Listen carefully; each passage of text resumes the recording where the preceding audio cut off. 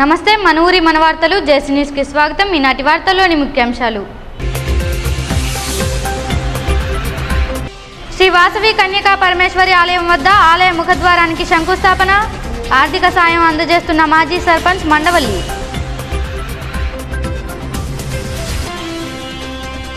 పట్టిసీమ ఎత్తిపోతల పథకంలో మొదటి పంపును ప్రారంభించిన మంత్రి దేవినేని ఉమా. అధికారులను అభినందించిన మంత్రి.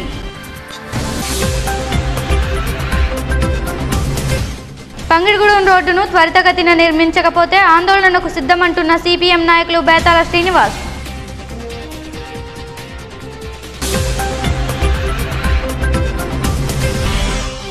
బైపాస్లో హిజ్రాలు రౌడీ దందా, రక్షించాలని కోరుతున్న బాధితులు.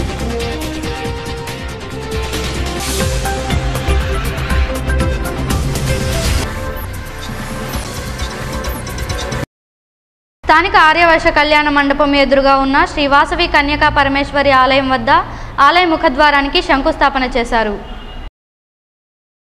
ఆలయ ముఖద్వారానికి మాజీ సర్పంచ్ మండవల్లి విజయసారథి ఆర్థిక సాయం అందించారు. ఈ కార్యక్రమంలో చైర్పర్సన్ బంగారు శివలక్ష్మి, వైస్ చైర్మన్ అట్లూరి రామ్మోహన్ రావు ముఖ్య అతిథులుగా హాజరయ్యారు.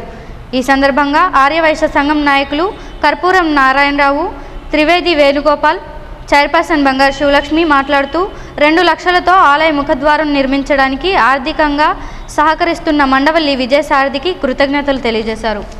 ఈ కార్యక్రమంలో ఆర్యవైశ్య మండల అధ్యక్షులు టీవీఏ తారకం, కంచర్ల నాగరాజు, వందనపు వెంకటేశ్వరరావు, కాకి మురళీ శ్రీనివాస్, కొల్లేపర నారాయణ, ముత్తా వెంకటేశ్వరరావు, చిన్నీతు కారంగుప్తా తదితరులు పాల్గొన్నారు.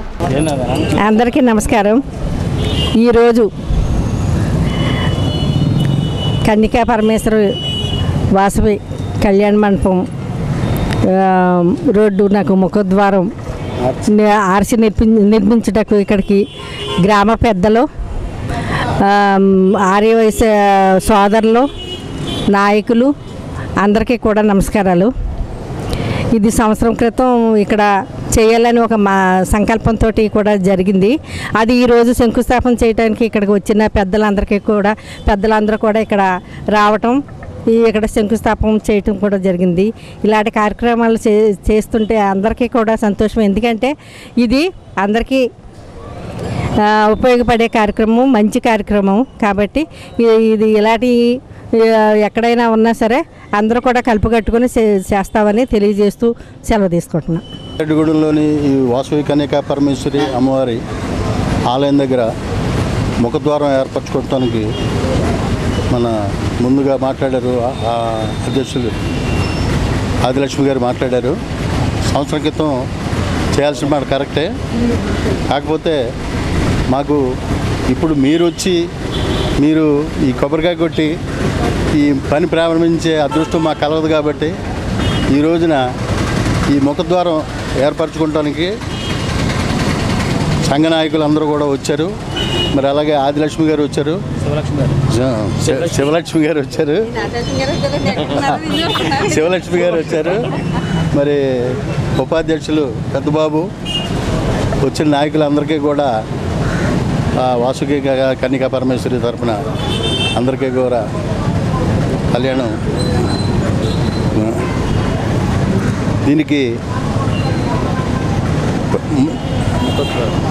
ముఖద్వారం ఏర్పరచడానికి మండవల్లి సోమబాబు గారు డోనరు ఇదివరకు వాగ్దానం చేయడం జరిగింది.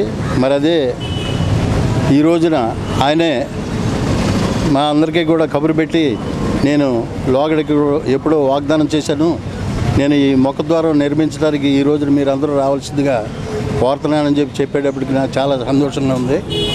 మరి ఈ రోజున వచ్చిన అందరికీ కూడా, ఈ కార్యక్రమంలో పాల్పంచుకున్న అందరికీ కూడా ఆ వాసవి మాత ఆయురారోగ్య అష్టైశ్వర్యాలు కలగజేయాలని కోరుకుంటూ సెలవు తీసుకుంటాం.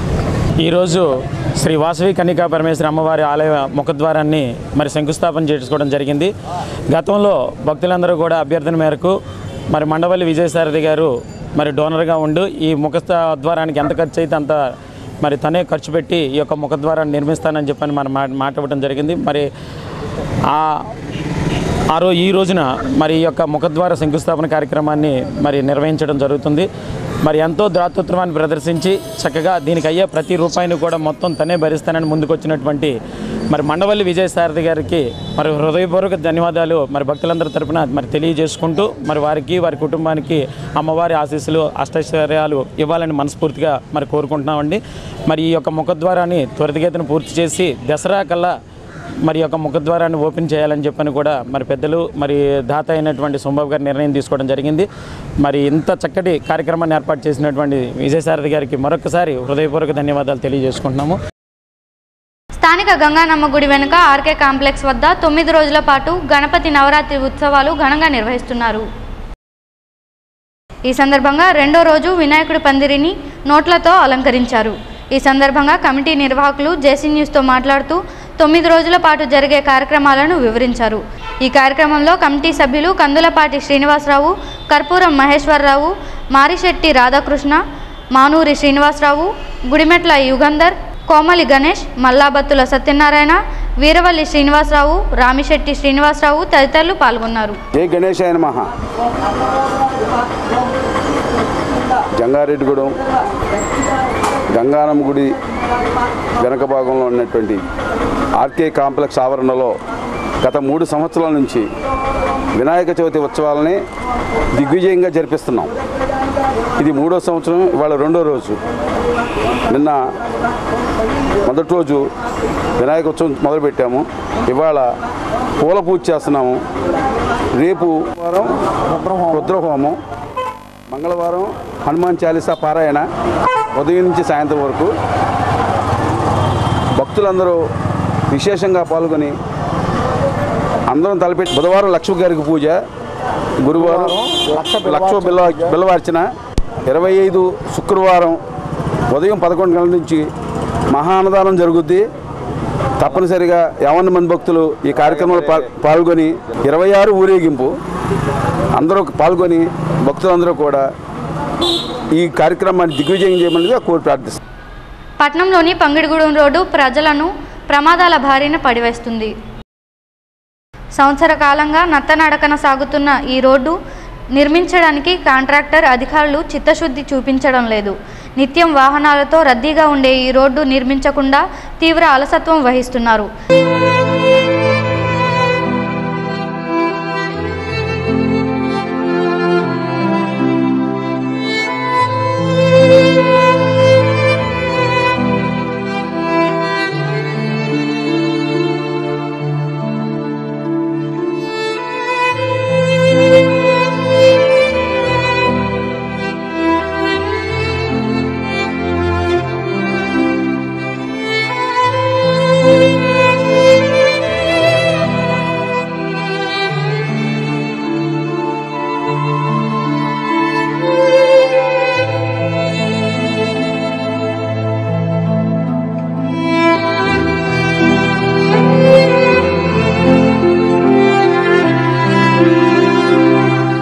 దీనికి తోడు పెద్ద పెద్ద క్వారీ రాళ్లను రోడ్లపై గుట్టలుగా పోశారు. వీటి వల్ల అనేక మంది ప్రతిరోజు ప్రమాదాల బారిన పడుతూనే ఉన్న అధికారులకు ఏమాత్రం స్పందన రావడం లేదు. అలాగే సాయి బాలాజీ టౌన్షిప్ వద్ద వారం రోజులుగా కల్వర్టు నిర్మాణ పనులు జరుగుతున్నాయి. ఆ ప్రక్క కూడా వాహనాలు తిరగడం లేదు. పంగిడిగూడెం, పేరంపేట, నాగులగూడెం గ్రామానికి చెందిన విద్యార్థులు అనేక పనుల నిమిత్తం జంగారెడ్డిగూడెం వచ్చే ప్రజలు తీవ్ర అవస్థలు ఎదుర్కొంటున్నారు. పంచాయతీరాజ్ అధికారులు, కాంట్రాక్టర్ల పనితీరును సిపిఎం నాయకులు బేతాల శ్రీనివాస్ తీవ్రంగా ఖండిస్తున్నారు. ఇప్పటికైనా అధికారులు పనులు ప్రారంభించకపోతే సిపిఎం అనుబంధ సంఘాలతో తీవ్ర స్థాయిలో ఆందోళన చేపడతామని హెచ్చరించారు. ఈ జంగారెడ్డిగూడెం నుండి పంగిడిగూడెం వెళ్ళే రోడ్డు ఇప్పటికీ చాలా కాలం నుంచి కాంట్రాక్టర్ తాచారం చేస్తూ ఉన్నారు. దానికి ప్రధాన కారణం అక్కడ ఉన్న ప్రజాప్రతినిధులు వాళ్ళు చేస్తున్న విధానం. ఎప్పటి పుష్కరాలకు ముందే కాంట్రాక్ట్ అయిపోయింది, దాన్ని పోసేస్తామని చెప్పి అక్కడక్కడ మట్టి కుట్టలు పోసి వెళ్ళిపోయారు. ఏంటని అప్పుడు ప్రశ్నిస్తే పుష్కరాలకు పనుల్లో ఉన్నాం కాబట్టి అయిపోయిన వెంటనే చేస్తామన్నారు. మళ్ళీ వచ్చి ఇప్పటికి 3 నెలలు 2 నెలలు కావస్తున్నా కానీ ఇప్పటికీ అక్కడక్కడ ఏదో మట్టి పోసి మారేడుగా చేస్తామన్నారు దీన్ని. అంతే తప్ప రోడ్డు మాత్రం పనులు మాత్రం ఎక్కడున్నాయి అక్కడే ఉన్నాయి, ఎక్కడ గోతులు అక్కడే ఉన్నాయి, అని మాత్రం చేయట్లేదు. దీనికి ప్రధాన కారణం ఏంటంటే రోజులు తరబడి కాంట్రాక్టర్ తాచారం చేసి కాంట్రాక్ట్ గిట్టలేదని చెప్పి మళ్ళీ ఎక్కువగా వెచ్చించే దోహదం చేస్తూ ఉన్నారు. దీనికి ప్రధానంగా ఇక్కడ ఉన్న ప్రజాప్రతినిధులు అధికారులు దీని మీద చర్యలు తీసుకుపోవడం, వాళ్ళకి ముడుపులు ఇచ్చి దీన్ని తాచారం చేస్తూ ఉన్నారు. ప్రజానీకం చాలా ఇబ్బందులు పడుతూ ఉన్నారు. స్కూల్కి వెళ్ళే పిల్లలకి బస్సు లేకపోవడం వల్ల చాలా ఇబ్బందులు పడి ఆటోలకు వెళ్ళవలసిన పరిస్థితులు ఉన్నాయి. 108 కూడా రాని పరిస్థితులు ఉన్నాయి.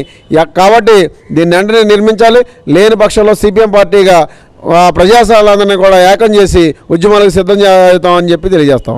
జంగారెడ్డి వస్తువులో మేము ఏపీ ఆటో యూనియన్ సిఐటి అనుభవంతో యూనియన్ నడుపుకున్నాము. అయితే ఇక్కడ మొదలుకొని పంగళూరు రోడ్డు నుంచి అలా వెళ్ళాలంటే జుగిలిపేట వరకు రోడ్డు దారుణంగా ఉంది. గోతులమయం అయిపోయింది. పెద్ద పెద్ద బండ్లు వేసి కాంట్రాక్టర్లు వాళ్ళు ఇష్టం ఉన్నట్టు డబ్బులు తీసుకుంటున్నారు తప్ప సరైన పని చేయట్లేదు. ప్రజలకి మాకే కాకుండా ప్రజలందరూ కూడా ఇబ్బంది పడుతున్నాం. దీన్ని సరైన రీతిలో కాంట్రాక్టర్లు తొందరగా దాన్ని రోడ్డుని పూర్తి చేసి ప్రజలకి మేలు కలిగేటట్టు చేయమని మేము ఆటో యూనియన్ తరఫు నుంచి మేము విజ్ఞప్తి చేస్తున్నాం. జంగారెడ్డిగూడెం బైపాస్ రోడ్లో హిజ్రాలు రౌడీ మామూళ్ల వసూలు చేస్తున్నారు. బైపాస్ రోడ్లో వచ్చే చిన్న పెద్ద వాహనాలు అనే తేడా లేకుండా వాహనాలకు ఎదురు వెళ్లి వాహనాలను నిలిపి బలవంతంగా డబ్బులు వసూలు చేస్తున్నారు.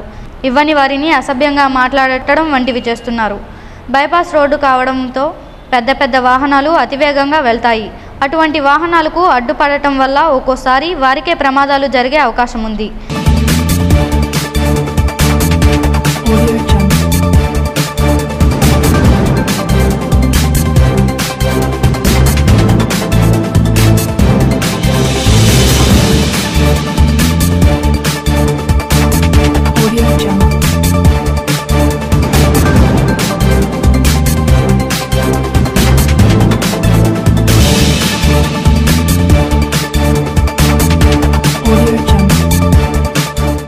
ఈ ఘటనలపై DYFI division secretary Vanga Gopi JC న్యూస్తో మాట్లాడుతూ పోలీసులు అటువంటి ఘటనలను పునరావృతం కాకుండా చూడాలని కోరారు. హిజ్రాలకు ప్రభుత్వం జీవనాధారం చూపించాలని సూచించారు. నా పేరు గోపి అండి, నేను డివైఎఫ్ఐ డివిజన్ సెక్రటరీని.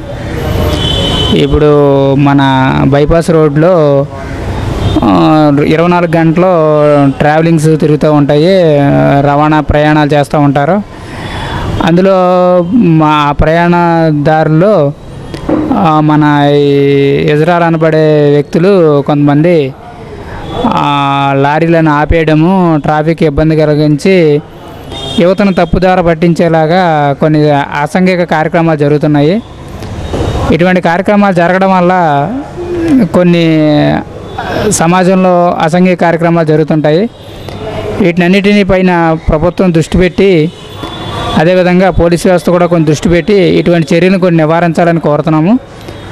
అదేవిధంగా ఇజ్రాయల్కి కూడా ప్రభుత్వం ఏదైనా పునరావాసం కల్పించి ఇలాంటి కార్యక్రమాలని కొంత అదుపులో పెట్టి వాళ్ళకు కూడా కొంచెం ప్రభుత్వం కొంచెం ఏదైనా పునరావాసం కల్పించాలని మేము యువత తరపున కోరుకుంటున్నాం. అదేవిధంగా ఇటువంటి కార్యక్రమాలు జరగడం వల్ల ఈ యువత అసలే ఈ ఉద్యోగాలు లేక నిరాశ నిస్పృహలతో ఉండే యువతకి ఇటువంటి అసాంఘిక కార్యక్రమాలు కూడా వాళ్ళ జీవన విధానం మీద పడి ఆ ప్రభావం ఎక్కువ చూపిస్తుంటుంది. అందుగురించి కొంచెం ప్రభుత్వాలు అదేవిధంగా పోలీసు వ్యవస్థ ఇలాంటి కార్యక్రమాల మీద దృష్టి సారించి ఇటువంటి చర్యలను నియంత్రించాలని ఈ డివైఎఫ్ఐ యూత్ తరఫున కోరుకుంటున్నాము. పట్టిసీమ ఎత్తిపోతల పథకం నుండి జలవనరుల శాఖ మంత్రి దేవినేని ఉమా శుక్రవారం నీటిని విడుదల చేశారు. ఈ సందర్భంగా మంత్రి పలు పూజా కార్యక్రమాలలో పాల్గొన్నారు. ఈ సందర్భంగా ఆయన మాట్లాడుతూ ఈ ప్రాజెక్టును 5 నెలల 15 రోజులలో పూర్తి చేయడం సంతోషంగా ఉందని, గోదావరి నీరు కృష్ణాలో అనుసంధానం అవడానికి అధికారులు చిత్తశుద్ధితో పనిచేశారన్నారు. ఈ పనులకు సహకరించిన కలెక్టర్ కాటంనేని భాస్కర్ను మంత్రి ఉమా ప్రత్యేకంగా అభినందించారు. ఈ కార్యక్రమంలో Polavaram MLA Modiyam Srinivasarao, collector Bhaskar, irrigation శాఖ అధికారులు పాల్గొన్నారు. ఈ వార్తలు ముగించే ముందు ముఖ్యాంశాలు మరోసారి. శ్రీ వాసవి కన్యకా పరమేశ్వరి ఆలయం వద్ద ఆలయ ముఖద్వారానికి శంకుస్థాపన, ఆర్థిక సాయం అందజేస్తున్న మాజీ సర్పంచ్ మండవల్లి.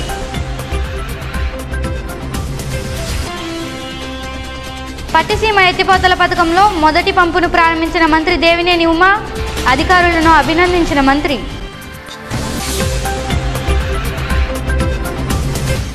పంగిడిగూడెం రోడ్డును త్వరితగతిన నిర్మించకపోతే ఆందోళనకు సిద్ధమంటున్న సిపిఎం నాయకులు బేతాల శ్రీనివాస్.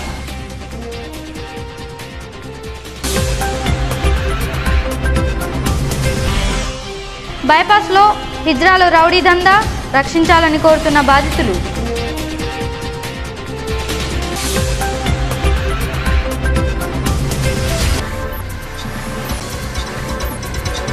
ఈ వార్తలు ఇంతటితో సమాప్తం. నమస్కారం.